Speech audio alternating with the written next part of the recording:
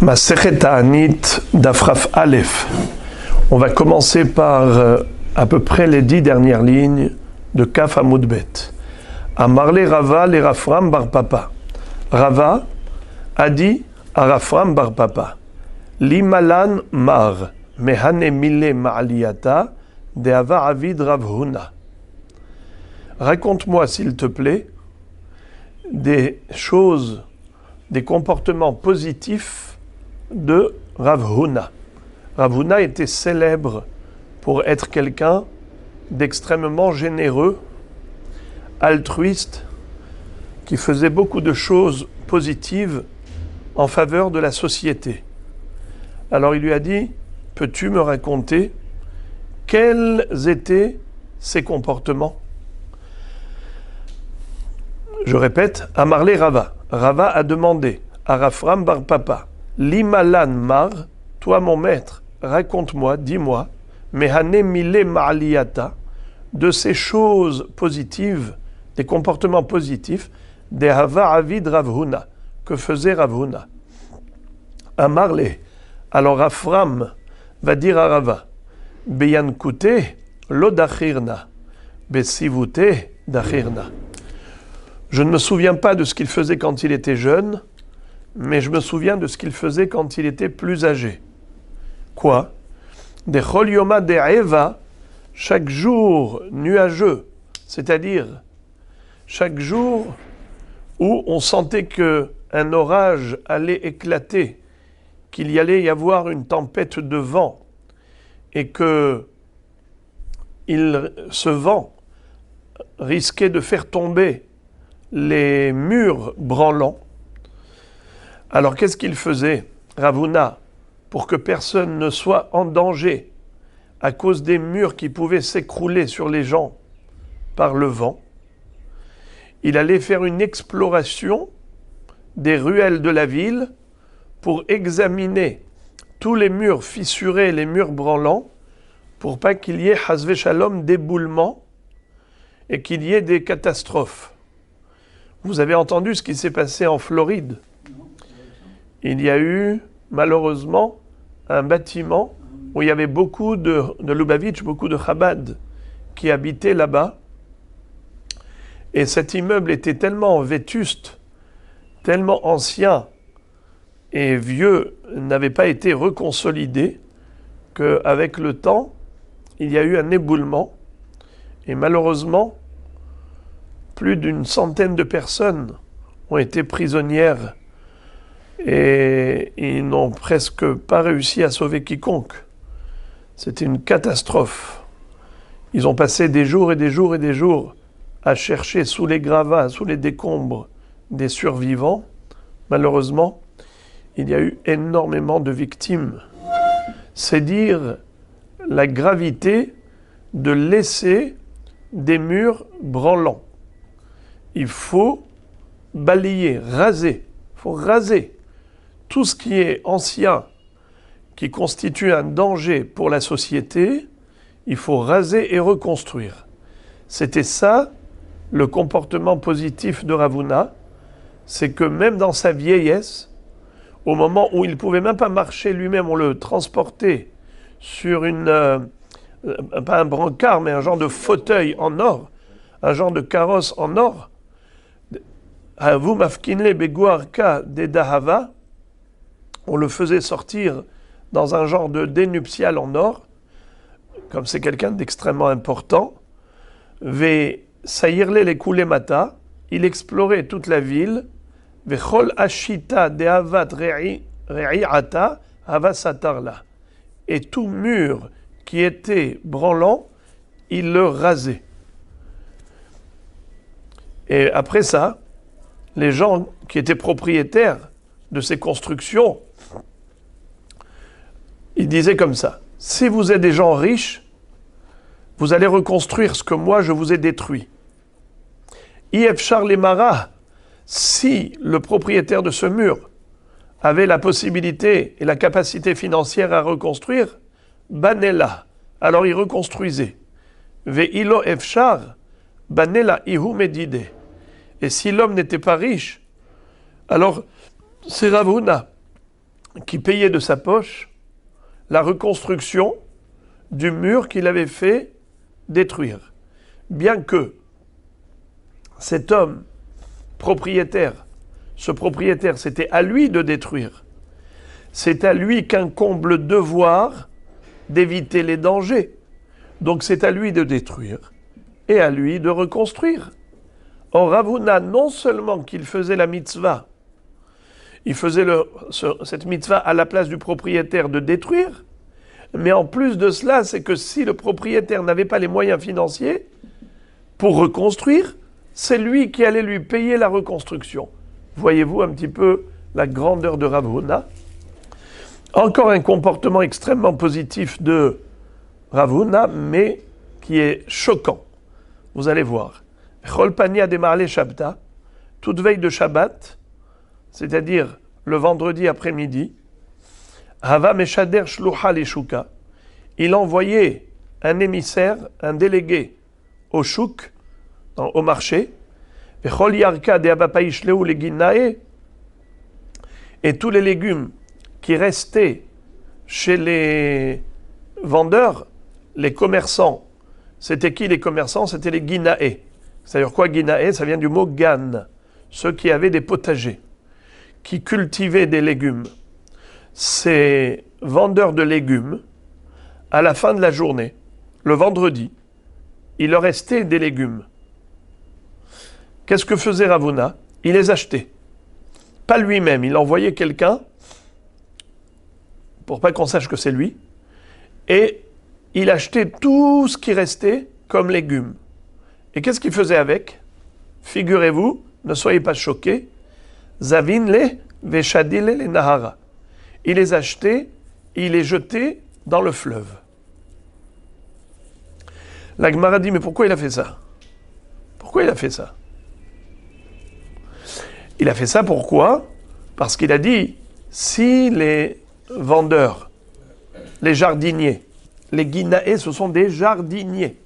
Si eux vont revenir bredouilles, ça veut dire qu'ils vont retourner chez eux avec plein de légumes qu'il leur reste. Qu'est-ce qu'ils vont faire le vendredi d'après? Ils vont en apporter moins. Et s'il en reste, ils vont en apporter moins. Après, ils ne vont plus vendre. Pour qu'ils soient encouragés à vendre, alors il leur achetait tout ce qu'il restait comme marchandise. La Gemara pose la question, elle dit, mais alors dans ce cas-là, pourquoi ils jettent au fleuve Velit vela'anim, qui distribue aux pauvres ses légumes?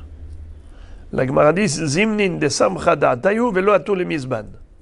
Si les pauvres reçoivent gratuitement, alors qu'est-ce qu'ils vont se dire? Tous les vendredis, on reçoit gratuitement des colis de Rav Huna. Alors dans ce cas-là, ce n'est pas la peine d'aller faire le marché. Ils ne vont pas acheter du tout. Ils ne vont pas acheter pourquoi? Parce qu'ils vont compter sur Rav Huna. Mais parfois, il ne reste plus de légumes chez le jardinier, chez le vendeur. Ça dépend, parfois il reste beaucoup, parfois il reste peu, parfois il ne reste pas du tout.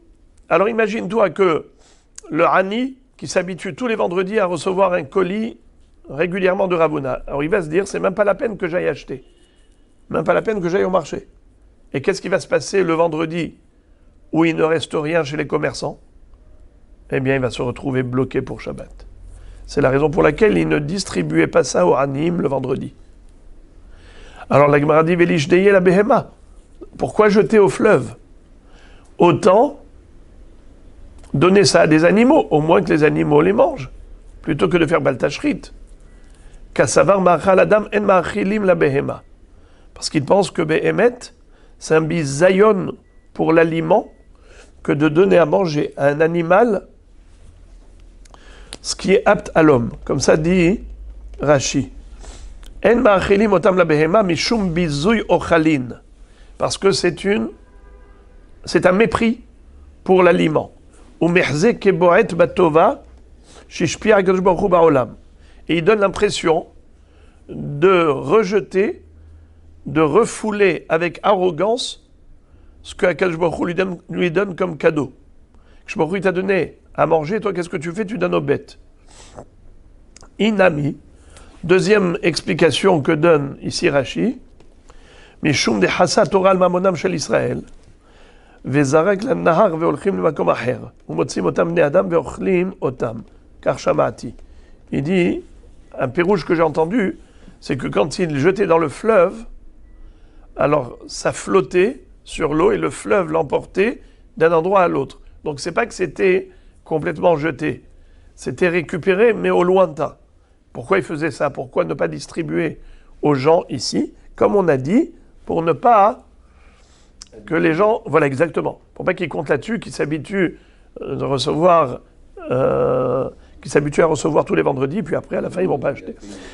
Mais d'autre part, ils donnaient pas ça aux animaux parce que ce serait un mépris. Ils préféraient que ce soit des hommes qui mangent grâce au fleuve qu'il leur a porté. La Gemara dit Velo lisbene klal.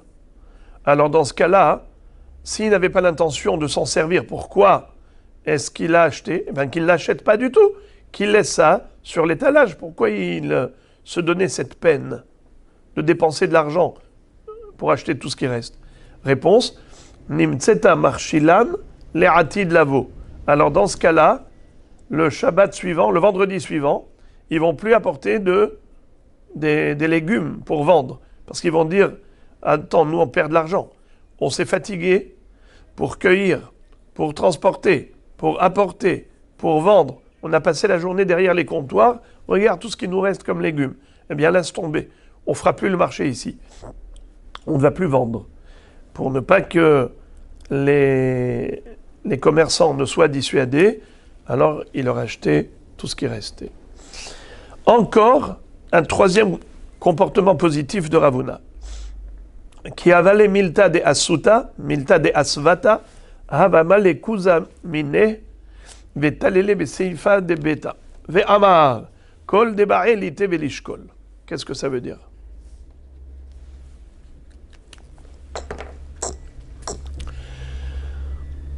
Quand il lui restait, quand il avait l'occasion d'acheter un produit de vitamine, un produit qui donne de la santé, même qui était un médicament, qui permettait aux gens de guérir, de se soigner, d'avoir une bonne santé, grâce à un produit qui était révitalisant, qui revigorait la personne. Qu'est-ce qu'il en faisait? Il achetait de ce produit et il accrochait derrière la porte de sa maison, ça veut dire devant sa maison, devant la façade, il accrochait et disait, toute personne qui veut en prendre, qui vienne et qu'il se serve. Je répète, qui avalait milta de asuta, quand il avait quelque chose de soignant, un médicament, aval malé kuzamine, il remplissait une cruche de ce produit, vetalele besifa de beta, et il accrochait devant le seuil de la porte, ve'amar, kol de ba'elite velishkol. Tout celui qui veut, qu'il vienne et qu'il prenne. Veika de amre, milta de shivta hava gamir, vehava manach, kuza de maya vedalele. Veika de amre, selon certains, milta de shivta hava gamir, vehava manach kuza de maya vedalele, ve'amar kol de tsarich liti veli'ol, de l'olistekan. Rashi explique ainsi. Quelqu'un qui mange du pain ou un aliment quelconque sans avoir fait Netilat Yadayim le matin au réveil, alors il y a sur sa main, sur ses doigts, un être maléfique, un démon qui s'appelle Shivta, et ce Shivta-là est dangereux pour l'être humain. Quelqu'un qui mangerait l'aliment qu'il a touché avec des mains non lavées au préalable, non lavées au réveil, eh bien, se mettait en danger, car ce mauvais esprit, ce shed-là, allait régner sur le pain ou sur l'aliment, et la personne qui va ingurgiter va se faire elle-même du mal. Alors lisons Rashi. Je vous invite à regarder l'avant-dernier Rashi de la page. Milta de Shivta. Minhag Shedim, c'est l'habitude des démons, chez Mazikim, qui font du mal, les Mishiyochal ve'eno notel yadav. celui qui mange avant de faire Netilat Yadayim du matin, des Shivta. Kehar de Garsina, Masechet Yom Amarabaye Mishum Shivta. C'est la raison pour laquelle Ravuna a trouvé le système, comment protéger les gens. Eh bien, il accrochait une cruche d'eau derrière la porte de sa maison, devant sa maison, et il disait, toute personne qui n'a pas fait les Netilat Yadayim le matin, eh bien qu'elle le fasse maintenant, avant de manger. Un quatrième comportement positif de Ravuna, qui avakarach rifta, lorsqu'il mangeait du pain, ça veut dire quand il allait entamer sa serouda, ava patah lebabe ve'amar kolman de tsarir lite velechol. Il ouvrait la porte de sa maison avant de déjeuner et il disait, tout celui qui en a besoin, tout celui qui a faim, qui vienne manger avec moi. Comme Avraham Avinu. Comme on fait d'ailleurs la nuit de Pessah, comme on dit, Kol dirfin yeteve yechol, kol ditrich yeteve ifsah. Donc voilà les 4 comportements positifs de Ravuna qui lui a raconté. Amar Rava a dit, Kulehu matzina mekaima, les barmeha delo matzina le merbad. Je peux, moi aussi, imiter Ravuna et faire tout ce qu'on a raconté précédemment qu'il faisait. Mais sauf le dernier comportement, à savoir d'ouvrir la porte de sa maison pendant le repas et dire tout celui qui a faim, tout celui qui veut, qui vienne manger, tout celui qui a besoin. Moi, ça, je peux pas. Pourquoi? Mishum denafiche benehela de Mahosa. Car les soldats de Mahosa sont nombreux. C'est qui les soldats de Mahosa? C'est les Aniim, les gens pauvres de la ville de Mahosa étaient nombreux. Donc s'ils rentrent chez lui, ils vont l'exploiter, ils vont le ruiner. Il y a ceux qui expliquent que ce n'est pas les Aniim, comme a dit Rashi, des karniet faits, des kamechale karna, qui vont épuiser son capital. Il y en a qui expliquent que la kavana, qu'il y avait vraiment des soldats là-bas. Et ces soldats sont comme des pauvres. Et ces soldats seraient venus et ils auraient épuisé le capital de Rava.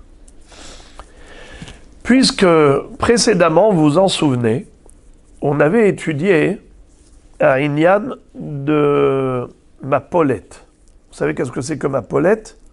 C'est des ruines, des éboulements. Si jamais il y a des tremblements de terre, des séismes ou des tempêtes qui font tomber les murs, on doit jeûner pour organiser des prières, Tkiat Shofar, pour que Akadosh Baruch Hu annule les mauvais décrets. Mais on avait appris également une précision, laquelle? Quand est-ce qu'en effet il faut jeûner pour annuler les mauvais décrets et prier? C'est uniquement lorsqu'il s'agit de murs qui étaient normaux et qui sont tombés par un séisme, par accident, et on voit que cette catastrophe se répète. Or, s'il s'agissait de murs branlants, pas besoin de jeûner, pas besoin d'organiser des prières spéciales. Pourquoi? Car c'est tout à fait normal qu'un mur branlant tombe. Donc il n'y a pas besoin d'organisation de jeûne. Et après, la Gemara nous a raconté des histoires par rapport à des murs branlants. Elle avait dit qu'il y avait un Rav Shmuel par exemple, pendant 13 ans, il faisait le détour pour ne pas passer à côté d'un mur qui était dangereux. Une fois, ils étaient avec un Rav, il s'appelait comment? Rav Ada bar Ahava. Alors Rav a dit à Shmuel, cette fois-ci, on n'a pas besoin de faire le détour. On peut passer à côté du mur, on est tranquille, on est sécurisé, on est garanti, car nous sommes avec un tzaddik. En la présence de Rav Ada bar Ahava, rien de mal ne pourrait nous arriver. D'accord? Alors, même la Gemara avait carrément raconté une histoire, comment un Rav qui avait parlé à Rav Ada bar Ahava, il l'a fait rentrer dans un endroit qui était une maison vétuste et presque en ruine, il a voulu aller chercher tous ces tonneaux de vin.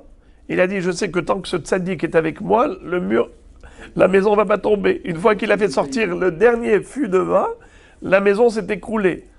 Daron, on voit que la présence d'un tzaddik est protectrice. À ce propos, la Gemara va raconter une histoire célèbre. Toujours à propos d'un mur branlant. Ilfa ve Rabbi Yochanan havu garse beoraïta. Ilfa et Rabbi Yochanan étaient deux Haverim qui étudiaient la Torah régulièrement. Ça veut dire qu'ils étaient à la yeshiva. Ils faisaient qu'étudier la Torah. Mais à un moment donné, Dachikaleum milta tuva. Ils ont souffert de la parnassa. C'était très serré, très dur au niveau parnassa. Amré, alors ils se sont dit, Nekum venizil venirvad iska. On va se lever et on va aller faire du business. On va s'investir dans le commerce. Comme ça, on aura une bonne parnassa. On est kayen ben nafshin, efes kilo yebecha evion. Et on va accomplir le pasouk qui dit, il n'y aura plus de pauvres parmi toi. Au sein d'Israël, il n'y aura plus de pauvres. Ça veut dire quoi?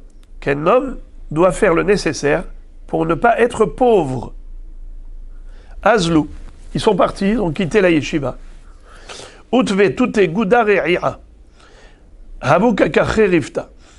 Ils ont voulu prendre un sandwich, manger, chemin faisant, et ils se sont assis au pied d'un mur branlant. Et donc ils se sont mis à manger. Pendant leur repas, à toutre malaché acharet, deux anges sont venus. Shamaï Rabbi Yochanan d'Amar had le havre. Rabbi Yochanan a eu écho de la discussion angélique.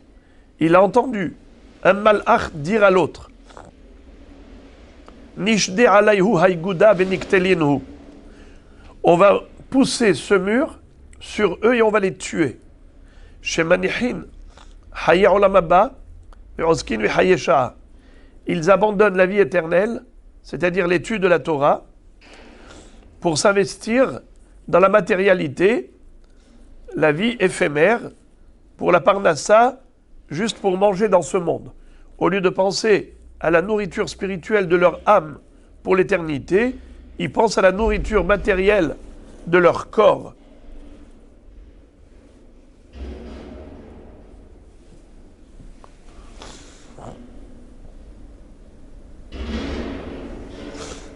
Amarle idach, shavkinhu, deikabeuha de kaimale shata.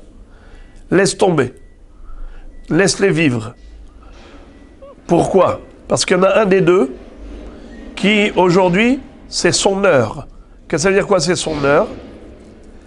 Kaimale shata, il a un moment, il aura une heure où il va grandir, où il va devenir Rosh Yeshiva. Kaimale shata. La réussite sera son sort. Comme ça dit Rashi. Atid leid gadel ve'en zemano lamut. Il est destiné à la grandeur. Ce n'est pas pour lui encore le zman de mourir. Qu'est-ce qui s'est passé? Rabbi Yochanan Shama, il falo Shama. Qui a eu écho de cette discussion entre les anges? Seul Rabbi Yochanan l'a entendu, mais pas Ilfa. Amar les Rabbi Yochanan les Ilfa. Alors, Rabbi Yochanan pose la question à Ilfa. Il lui dit, Shama Amar midi, est-ce que vous, mon maître, vous avez entendu quelque chose? Amar les lo. Il lui a dit non. Amar, il s'est dit, Mide Shama et Anna, mais Ilfa lo Shama, puisque moi j'ai entendu et pas Ilfa. Shama minna, les didi kaimali shata. Ça veut dire que c'est qui est destiné à grandir, à devenir Rosh Yeshiva un jour? C'est moi. Donc c'est à moi qu'incombe le devoir de retourner à la Yeshiva. Amar le Rabbi Yochanan. Alors Rabbi Yochanan va dire à son Haver Ilfa, Ihdar ve'uke benafshay kilo yahdal evion mikerev haaretz. Il lui a dit, écoute, toi tu veux continuer dans ton chemin, dans ton parcours pour aller t'investir dans le business, qu'à cela ne tienne. Moi, je retourne à la yeshiva. J'ai décidé d'accomplir le pasouk Lo yahda levion mikerv haaretz. Il y aura toujours des pauvres au sein de la terre. Est-ce qu'il manquera des nécessiteux? Il y aura toujours des nécessiteux. Donc de toute façon, ce n'est pas sûr qu'en partant pour faire du business, je vais avoir de l'argent. Il y aura toujours des situations difficiles et délicates. Donc on ne peut pas trop échapper à cette difficulté. Au moins, je vais pouvoir gagner la Torah. Et il est retourné à la yeshiva. Rabbi Yochanan hadar, ilfa lo hadar. Rabbi Yochanan est retourné, mais pas ilfa. Ade ata ilfa, malich Rabbi Yochanan.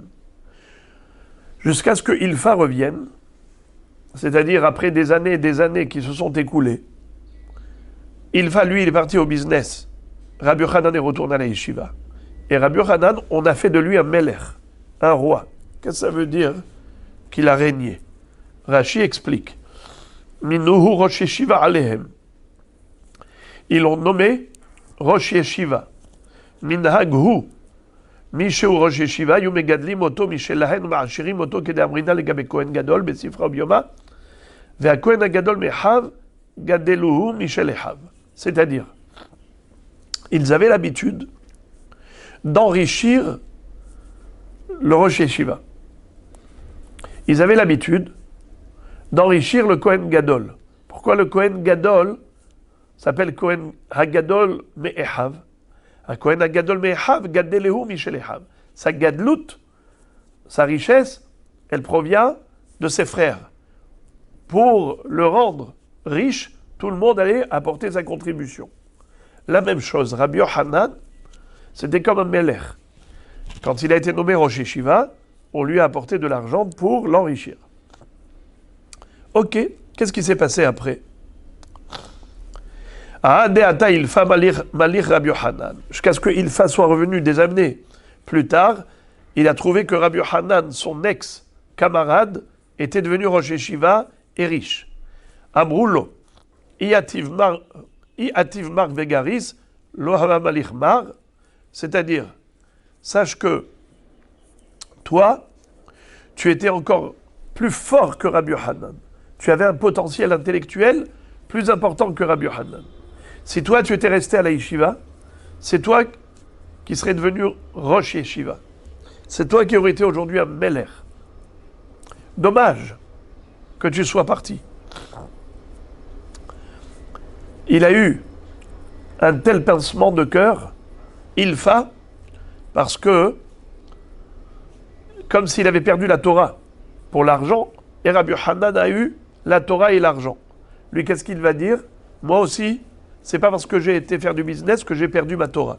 Vous allez voir que moi aussi, j'ai gardé ma Torah et mon argent. Azal, Tala Navshe Biskaria Desfinta. Il est monté, se percher au sommet du mât du bateau. Et il a dit, Ve'amar, Ika de Sha'ili Mimatnita de Rabbi Chia Rabbi Oshaya, Velo Pashitna le Mimatnitin, Nafilna Miskaria Desfinta Vetavana. Si quelqu'un peut me poser une question de tout le chasse, n'importe quel baraïta, qu'il me poserait, si je ne suis pas capable de répondre, eh bien, je me jetterai à l'eau. Je suis prêt à me noyer. Ça veut dire, vous allez voir que je n'ai pas perdu 1 gramme de ma Torah. 1 iota. Il leur a dit, écoutez, il y a les Mishnayot et les Baraïtot. Vous savez qu'est-ce que c'est que la Mishnah? La Mishnah, c'est le condensé de la Torah orale rédigé par Rabbeinu Akadosh, Rabbi Yehuda Hanassi. Ça a été plus développé par ses élèves, Rabbi Chia et Rabbi Oshaya, qui eux ont écrit les Baraïtot, Baraïta de Rabbi Chia et Rabbi Oshaya. Il a dit, la source de chaque Baraïta se trouve dans une Mishnah. Posez-moi une question. Montrez-moi n'importe quel Baraïta de Rabbi Chia et de Rabbi Oshaya. Et moi, je vais vous montrer la référence dans les Mishnayot. Si il y en a une que je ne sais pas, je me jette à l'eau. Ata ou Sabat Anale. Il y a eu un vieillard qui est venu et qui est venu lui poser la question. Certains disent que ce vieillard, c'était Eliyahu Navi, qui était venu pour le calmer, pour le rassurer. Ata ou Sabat Anale. Alors voilà qu'il y a eu un vieillard qui est venu et qui lui a posé une question. Certains disent que c'est Eliyahu Navi qui était venu pour le rassurer.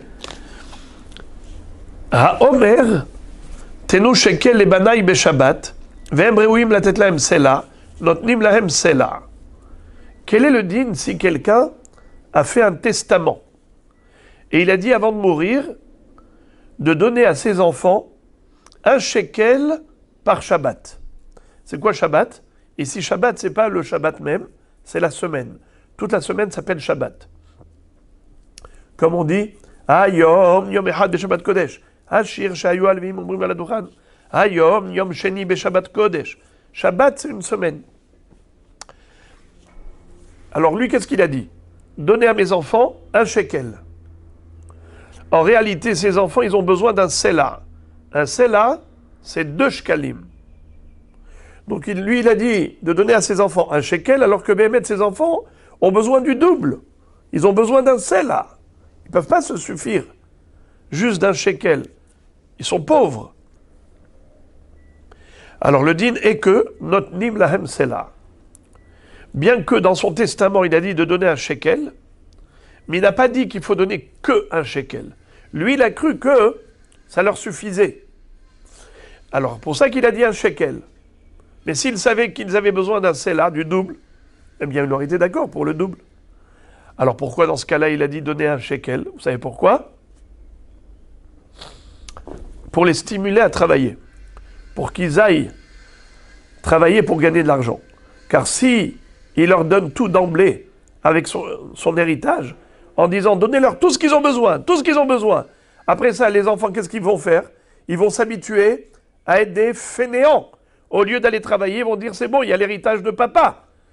Tu vas pas les former comme ça. Donc c'est pour ça qu'il a dit donner un shekel. C'est pour que les enfants sentent que voilà, ils n'ont pas la totalité du budget, qu'ils aillent travailler. Mais s'ils ont vraiment besoin de plus, il faut leur donner plus. Veim amar al titnu lahem ela shekel, en notnim lahem ela shekel. Mais si finalement, si dans le testament, il a écrit, faut donner que un shekel, uniquement un shekel et pas plus, alors en effet, on ne leur donnera que un shekel. Im amar metu yirshu acherim tahtehem ben she'amar tnu lahem ben she'amar al titnu lahem en notnim lahem ela shekel. Mais si le bonhomme dans son testament, qu'est-ce qu'il a dit? Il a dit je voudrais que ce qui reste de l'héritage après la mort de ses enfants, il voudrait qu'il y ait des étrangers qui héritent. Je m'explique. Imaginons par exemple, Réhouven, plutôt Yaakov, il a un fils qui s'appelle comment? Réhouven. Et il a un voisin qui s'appelle comment? Moshe. Qu'est-ce que dit Yaakov? Il dit, après la mort de Yaakov, donner à Réhouven, et après la mort de Réhouven, que cet héritage-là, il passe à Moshe, mon voisin. Eh bien, c'est comme ça que ça va se passer.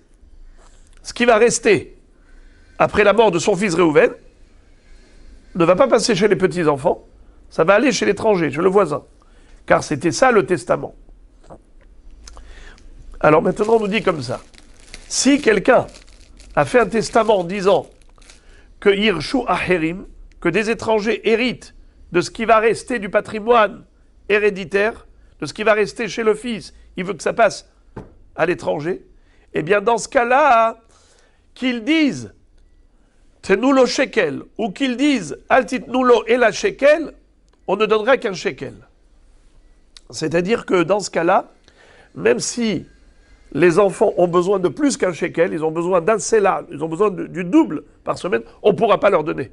Pourquoi? Étant donné que cet homme-là voulait qu'il reste quelque chose dans ce patrimoine pour que ça passe chez Moshe, alors dans ce cas-là, on ne peut pas se permettre de réduire ce qui revient à Moshe en donnant à son fils Réhouven. Alors peu importe la formulation, qu'il ait formulé en disant donnez un shekel à son fils, ou qu'il ait dit ne lui donnez qu'un shekel à son fils, on ne donnera qu'un shekel parce qu'on voudrait qu'il reste quand même reste conséquent, une somme conséquente pour Ahérim, pour l'étranger.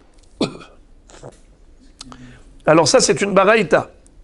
Ça c'est une baraïta. Il lui a dit, dis-moi Ilfa, où est-ce qu'on retrouve la référence mishnatique à cette baraïta? Alors il lui a trouvé. Amarle, Hamane Rabbi Meiri de Amar Mitzvah Lekayem Divrei Hamet. Il lui a dit en effet, c'est l'opinion de Rabbi Meir qui dit que Mitzvah Lekayem Divrei Hamet. Quand un homme avant de mourir a fait un testament et il a exprimé un souhait, on est obligé de respecter son souhait. Puisqu'il a dit qu'il veut donner à Hirim ce qui va rester chez son fils, après la mort de son fils, eh bien on doit tout faire pour appliquer sa volonté et on va priver le fils, c'est-à-dire on ne va pas lui donner plus que ce que le père avait dit de donner. Maintenant qu'on a parlé de l'histoire d'un mur, d'une maison, ici on a parlé de qui? De Rabbi Hanan. Il était assis avec Ilfa sous un mur branlant et il aurait pu mourir avec le mur qui serait tombé sur eux. Mais grâce au fait que c'était un tzaddik potentiel, un chacham potentiel, qu'est-ce qu'avait dit l'ange? Un jour il deviendra chacham, rosh yeshiva, faut pas le tuer aujourd'hui. D'accord? On va raconter maintenant l'histoire de Nahum Ish Gamzu. C'est une histoire très connue où on va voir que ce tzaddik était tellement tzaddik que grâce à lui, une maison qui était menacée d'éboulement n'est pas tombée en ruine jusqu'au moment où lui est sorti de la maison. La même histoire, regardez ça. Amrou alav al Nahum Ish Gamzu. On a dit de Nahum Ish Gamzu. Et on verra plus tard que pourquoi est-ce qu'on l'appelait Nahum Ish Gamzu? Parce qu'il disait toujours Gamzu letova. Sheaya Souma Mishterenav. Malheureusement, il était aveugle de ses deux yeux. Guidem Mishteyadav. Manchot des deux mains. Les deux mains lui ont été coupées. Kitea Mishteraglav. Amputé des deux pieds. Mutilé, estropié. Les deux pieds étaient amputés. Et tout son corps était rempli de plaies et de lésions. Et il était allongé sur un lit. Le tronc, vous imaginez juste la tête et le tronc qui sont restés avec des plaies purulentes sur un lit. Et les pieds du lit qui étaient à l'intérieur de seaux d'eau. Bisfalim shel maïm. Pour pas que les fourmis grimpent sur le lit et aillent sucer ces lésions purulentes. Paramahat. Et quel est le problème s'il y a des fourmis qui le gênent et qui le grattent? Est-ce que lui peut se gratter? Non, il n'a pas de main. Une fois, son lit se trouvait dans une maison branlante. Ses élèves ont voulu transférer son lit ailleurs et également évacuer la maison de tous ses kelim.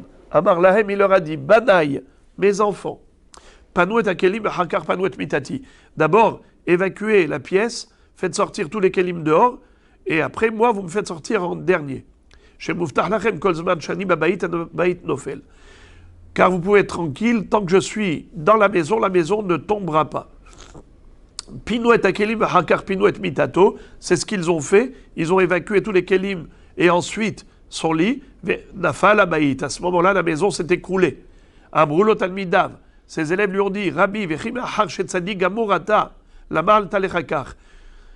on voit que vous êtes conscient vous-même que vous êtes un tzaddik plus que parfait. La preuve, c'est que vous étiez sûr que cette maison ne tombera pas miraculeusement grâce à vous. Alors pourquoi vous souffrez autant? Amar Lahem Banaï. Mes enfants. Ani garamti la'atzmi. C'est moi qui me suis causé cela. C'est moi qui ai prié pour souffrir. Un jour, j'étais en train de voyager pour aller chez mes beaux-parents, chez mon beau-père. Et je voyageais avec 3 ânes qui transportaient des bagages. Et Hatchel Ma'achal, et Hatchel Mishte, et Hatchel Mine Megadim. L'un qui était chargé d'aliments, l'autre de boissons, et le troisième de toutes sortes de délices. Ba'ani et Had, ve'amadli baderech. Voilà qu'un pauvre nécessiteux est venu me solliciter chemin faisant. Ve'amarli, Rabbi Parnesseni, il m'a dit, Rabbi, donne-moi une parnassa, j'ai faim. Amar tilo hamten ad shefrok minachamor. Je lui ai dit, attends juste que je décharge l'âne. Lo ispakti lifrok minachamor ad shiatzta nishmato. Je n'ai pas eu le temps de décharger l'âne que lui est tombé mort. Il est crevé de faim. Il a crevé de faim. Halarti venafalti alpanav, je me suis jeté sur lui. Ve'amartilo, enai shelo hasu al einecha, mes yeux qui n'ont pas eu pitié des tiens, somu, qui soient crevés. Yadai shelo hasu al yadecha shidgademu. Les mains qui n'ont pas eu pitié des tiens, qui soient coupées. Raglai shelo hasu al raglecha itkateu. Les pieds qui n'ont pas eu pitié des tiens, qui soient coupés. Velon itkarera da'ati ad she'amarti kol gufi yem ale shehin. Et il ne s'est calmé, Nahum Ishgamzo, qu'après avoir prié Hachem, que tout son corps se remplisse de plaies. Alors,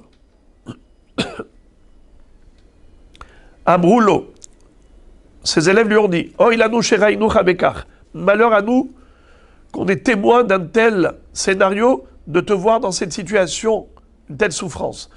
Amar lahem oili imlo raituni bekar. Il leur a dit, heureusement que vous m'avez vu dans cette situation. Malheur à moi si je n'étais pas dans cette situation. Pourquoi? Parce que si je ne souffrais pas dans ce monde, cette faute n'aurait pas été expiée. Et si cette faute n'avait pas été expiée, dans l'autre monde, j'aurais souffert beaucoup plus. Je préfère souffrir dans ce monde que dans l'autre. Alors à Botaï, le Ben Ishraï dit que, pourquoi les yeux, les mains et les pieds? Parce qu'il dit, quelqu'un qui a boulmous, quelqu'un qui est saisi de boulimie, eh bien c'est sa vue qui est affaiblie. Quelqu'un qui, on voit dans Masechet Yoma que quelqu'un qui est boulimique, dans un état où il a très très faim, il fait un malaise, il voit plus clair. C'est les yeux qui ne voient plus clair. Alors il lui a dit, mes yeux n'ont pas eu pitié des tiens. Et la main, c'est la main qui devait décharger. Les pieds, c'est les pieds qui devaient descendre de l'âne. C'est pour ça qu'il lui a dit que ces pieds qui n'ont pas eu pitié des siens, les mains de Nahum Ishgamzo, les yeux. On voit un tzaddik incroyable ici. Il se reprochait quoi? Qu'est-ce qu'il pouvait faire de plus que ce qu'il a fait? Il n'a pas refusé. Alors certains disent qu'il se reprochait le fait de ne pas avoir préparé déjà avant. Il aurait dû imaginer et envisager ce cas et avoir dans la main une gamelle de manière à ce que si jamais quelqu'un qui n'a pas mangé depuis 3-4 jours, quand il le sollicite immédiatement, il lui donne.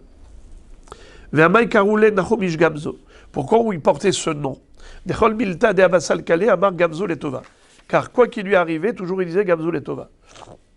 Par exemple, Zimna Hada, il était une fois, Baoul Shadouré Israël Doron et Bekesar, pour séduire l'empereur et le soudoyer, pour qu'il annule les mauvais décrets. Qu'est-ce qu'ont fait les bénis Israël? Ils ont voulu lui envoyer un coffre plein de cadeaux, plein de bijoux, à l'empereur, à César.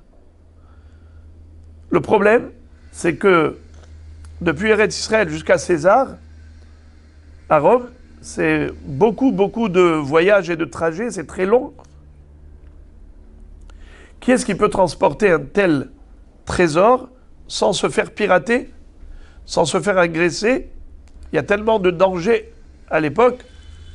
Alors, Amrou Man Yezil, qui est-ce qui va apporter ce cadeau à César pour le séduire? Ils ont dit, Nahum Ishgamzo Demelumad Benissimo. Eh bien, on va envoyer Nahum Ishgamzo parce que c'est quelqu'un à qui Akadosh Baruch Hu fait des miracles. Shadrou biyadeh melosifta de avanim tovot umargaliot. on a envoyé par son intermédiaire, en effet, un coffre plein de diamants et de pierres précieuses.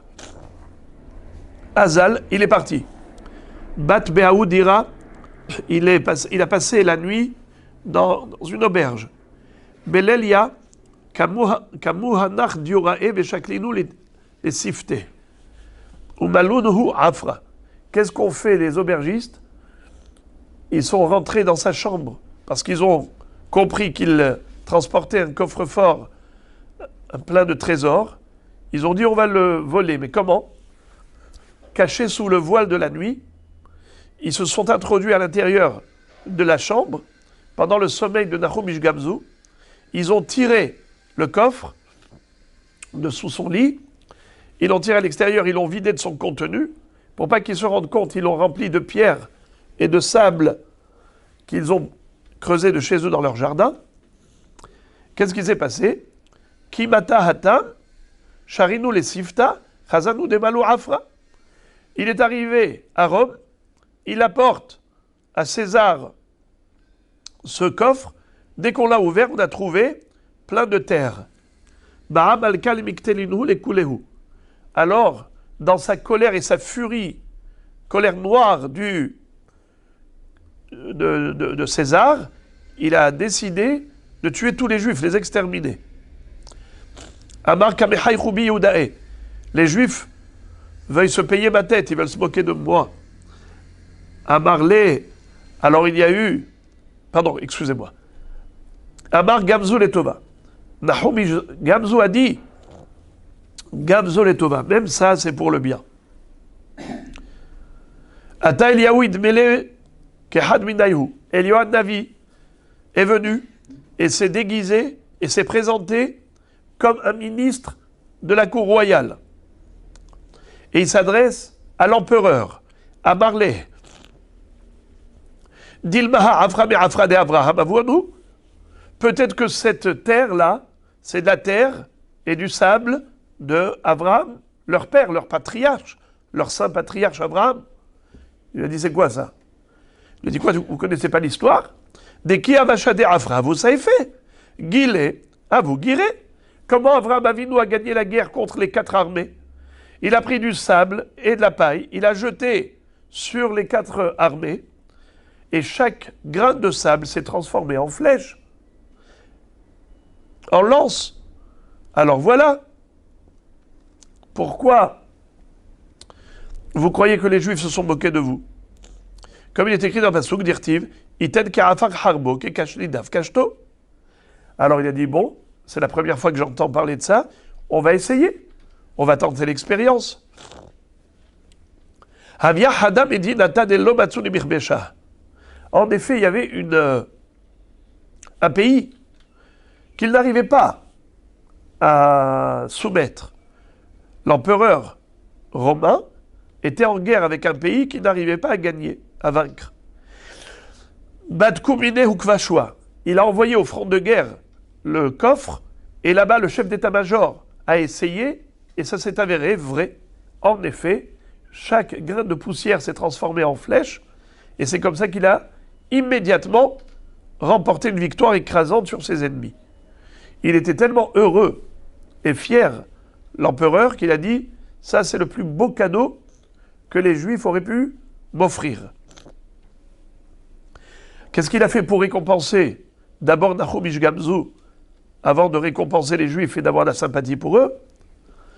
Aïlo les Begenazé, ils l'ont fait rentrer dans le trésor royal, ou Malhou les Sifte Avanim Tovot ou Margaliot. Et ils ont rempli le coffre de Nahum Ishgamzu de diamants et de pierres précieuses. Veshadrou Beikara Rabba. Et on l'a accompagné avec des honneurs, escorté de manière glorieuse. Qui a tout? Bitu Beaudiora.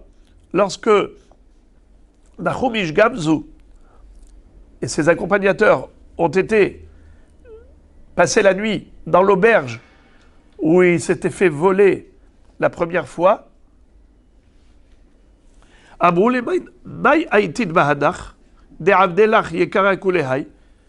les aubergistes ont dit à Nahum Ishgamzu, mais qu'est-ce que tu as offert au roi qui t'a fait tellement de kavod.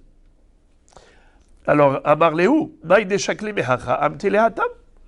mais j'ai offert au roi ce que j'ai pris d'ici, parce que vous m'avez rendu un service inouï, vous ne savez même pas la richesse qui est la vôtre. Vous m'avez pris mes pierres précieuses, et vous m'avez mis dedans de la terre de chez vous. Mais vous ne savez pas que vous avez une terre miraculeuse, vous. Vous avez la terre d'Avraham Avinu. Qu'est-ce qu'ils ont fait? Satrou les diraïhou ve'amtinu les bemalka. Ils ont détruit leur maison et ils se sont mis à remplir des calèches et des wagons pleins de terre de sous leur maison. Et ils sont arrivés devant le palais royal. Alors là-bas, le roi dit, c'est quoi tout ça? C'est quoi ce train? C'est quoi toutes ces calèches? Des caravanes les unes derrière les autres. Qu'est-ce qui se passe là? Eh bien, Abroulé, ils sont venus glorieusement devant sa majesté en disant à l'empereur, cher César, sache que les Juifs lui ont apporté un petit coffre avec quelques kilos de sable. Nous on t'a apporté des tonnes et des tonnes de ce sable de Avraham Avinu. Ce sable miraculeux. Batkua velo ashkehua. Alors le roi a dit, il n'y a pas de problème, on va faire l'expérience tout de suite. Ils ont lancé le sable, c'est resté du sable. Kathleen Roule et Anar Diorae, immédiatement il a décapité tous ces Rechaïm là qui avaient volé Nahum Ish Gamzo. Ils ont été exécutés immédiatement par l'empereur romain. Ça c'est ce qu'a gagné Nahum Ish Gamzo grâce à son Gamzo Letova. La Gemara, maintenant, se rapporte à ce qu'avait dit la Mishnah, Ezoïd Dever. Qu'est-ce qu'on appelle une épidémie à cause de laquelle il faut jeûner? Meshmod Ragli, si jamais il y a trois morts qui, dans une ville où il y a 500 personnes qui sortent à l'extérieur pour travailler. Une ville dans laquelle, une petite ville, en fait, c'est même pas une ville, c'est un petit village, où il n'y a que 500 personnes qui habitent là-bas. Ce n'est pas 500 personnes. Il y a des femmes, il y a des enfants. Mais Ragli, ceux qui sont des hommes en bonne santé, qui sortent tous les jours pour aller travailler en dehors de la ville, des agriculteurs et autres. S'il y a eu, en 3 jours, 3 morts, ça s'appelle une épidémie et il faut décréter un jeûne. Tanou Rabanan, עיר המוציאה 500,000 רגלי כגון כפר עכו ויצאו ממנה 9 מתים ב3 ימים זה אחר זה, הרי זה דבר.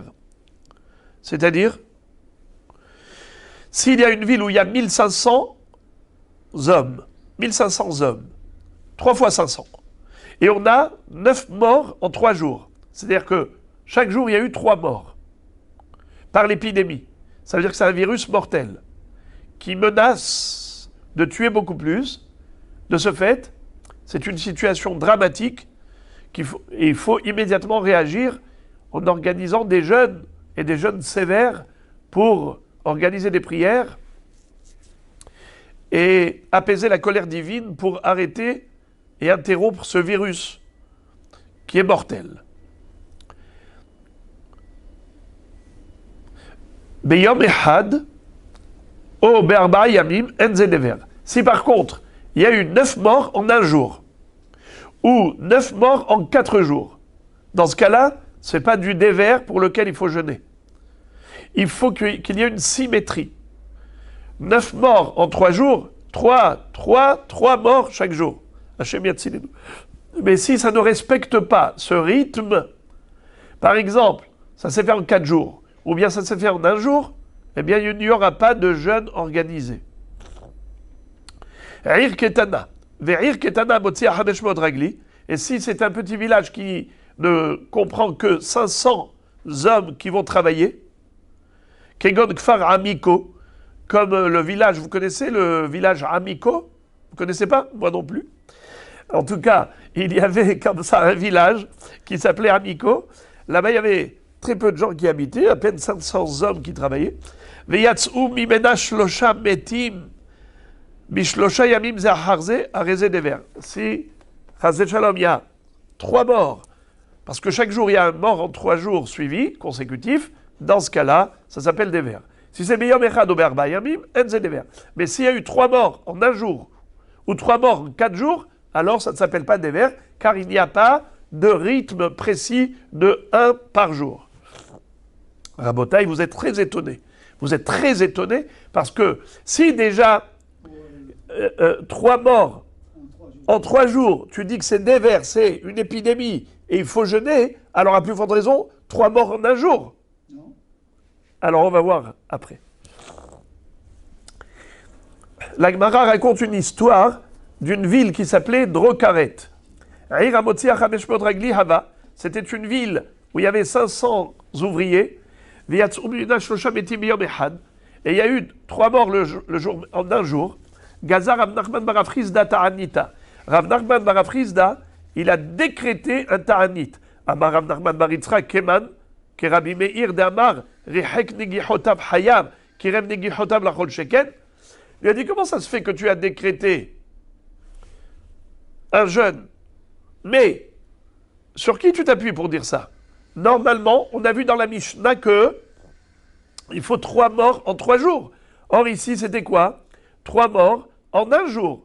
Alors pourquoi tu as décrété un jeûne? C'est la question qu'a posée Rav Nachman bar Yitzchak à Rav Nachman bar Rav Chazda. Alors il lui a dit, je sais pourquoi tu as fait ça. Certainement, tu t'es appuyé sur Rabbi Meir. Vous connaissez la marloquette entre Rabbi Meir et Rabbi Yehuda à propos du Shor Tam et Shor Mourad?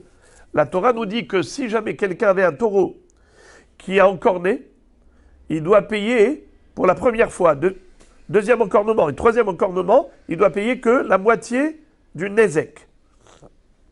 La moitié du dommage. Exemple, il a encorné une voiture, ou bien on va dire une voiture, on va dire par exemple, il a encorné un vase en cristal qui coûtait 1000 shekels.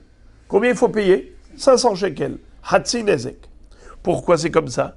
Parce qu'on dit que normalement un taureau il est docile. Le propriétaire ne s'attendait pas qu'il soit violent.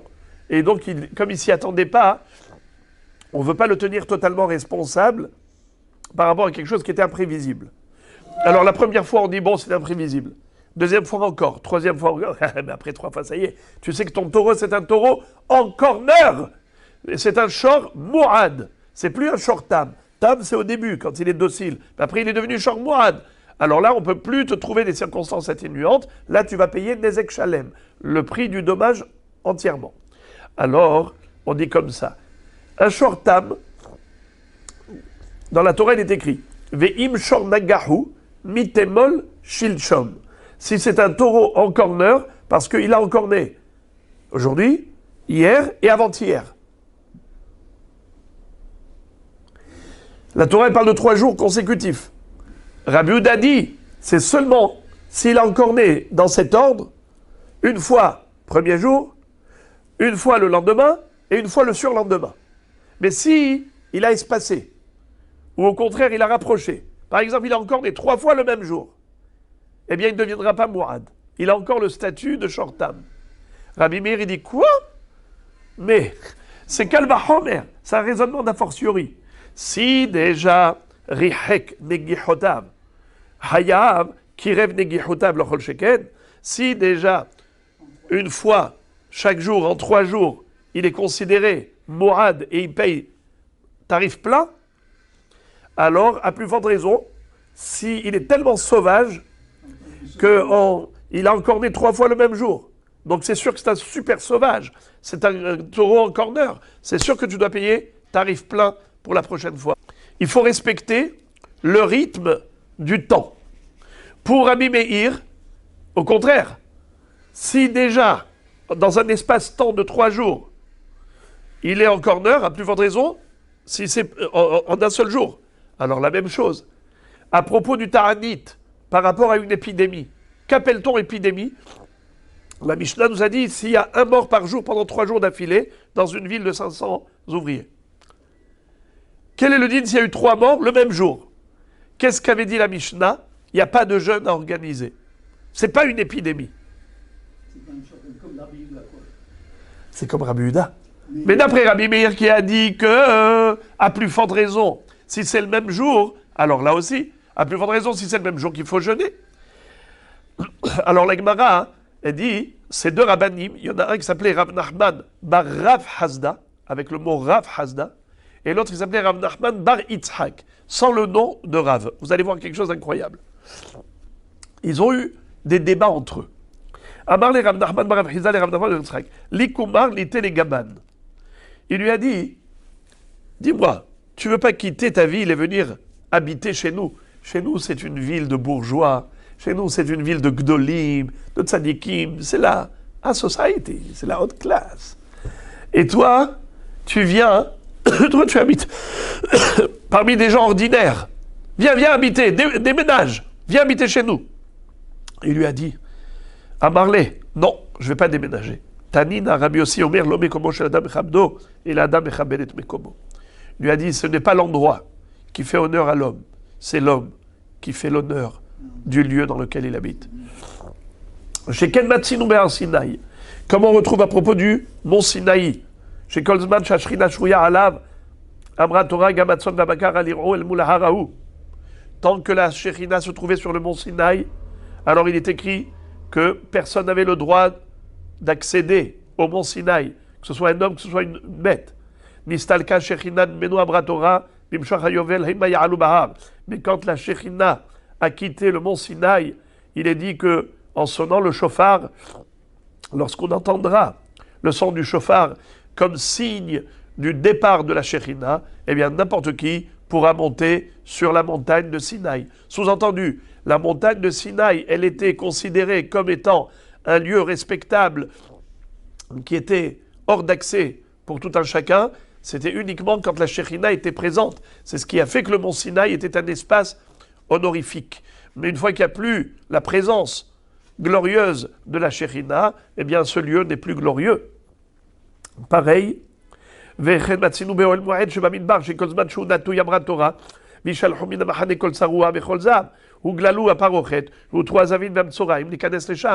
le désert, on avait le Mishkan. Quand il y avait le Mishkan qui était posé, il y avait tout autour les 12 tribus, ce qu'on appelle Mahane Israël. D'abord, autour, il y avait les familles de Lévi, Moshe, Aaron, Gershon, Kehat, Merari, 4 familles de Lévi. Et tout autour des 4 familles de Lévi, on avait les 12 tribus, 3 de chaque côté des 4 points cardinaux. Donc, au milieu, c'est le Mahane Shekhinah, le camp de la Shekhinah, c'est le Mishkan, le sanctuaire. Autour, Mahane Lévia. Tout autour, Mahane Israël. Si quelqu'un était tamé, comme le Metzora, il fallait l'envoyer des 3 Mahanot. Le Zav de 2 Mahanot. Le Tamé la Nefesh, le Tmébet, celui qui a touché un mort, de Mahane Shekhinah. En tout cas, on voit qu'il fallait renvoyer les gens impurs que lorsque le Mishkan était posé à sa place. Mais lorsqu'on avait plié le Mishkan pour voyager, alors les impurs avaient le droit de revenir et intégrer le peuple. Ça veut dire que c'est la présence de la Shekhinah qui fait que, en effet, les impurs ne pouvaient pas rentrer. Alors, toujours le même Rav, je termine là, ici, le débat entre eux. Amarle, Yachid, Koumana, les Gabemar. Il lui a dit, dans ce cas-là, vous ne voulez pas déménager et venir chez nous? Eh bien, c'est moi qui vais déménager, je vais venir chez vous. Vous ne voulez pas venir chez nous? Moi, j'irai chez vous. Alors, il lui a dit, non. Amarle, Moutav, Yavo, Mané, Ben Pras, Etzel, Mané, Ben Mané, Ve'al Yavo, Mané, Ben Mané, Etzel, Mané, Ben Pras. Il lui a dit, si c'est à tel point que tu veux tellement ma proximité, alors c'est pas joli que toi tu déménages en venant chez moi, parce que toi tu es un rave, fils d'un rave. Mais moi je suis un rave, mais fils d'une personne ordinaire qui n'était pas rave. Moi je suis Rav Nachman bar Yitzhak. Toi tu es Rav Nachman bar Rav Hasda. Alors, Mané c'est 100 zouz. Pras c'est la moitié, 50 zouz. Toi tu es 100 zouz, moi je suis 50. Tu es 100, fils de 100. Moi je suis 100, fils de 50. Alors non, ça ne se fait pas. Alors, on va s'arrêter là. Hein.